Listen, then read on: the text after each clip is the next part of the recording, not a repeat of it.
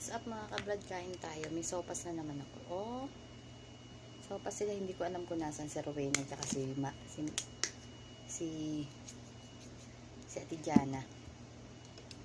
So hindi ko alam kung ano na nangyari sa kanila, kung ano yung pinlano nila. Basta may sopas ako. Higop-higop muna ako sa baw. Ulam namin isda. Yung natira nun, nilagyan nila kasi ng tahina kanina. Nagluto kami.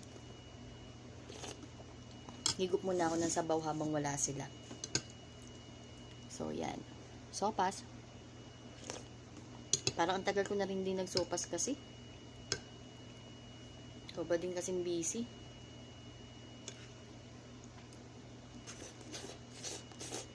Yap.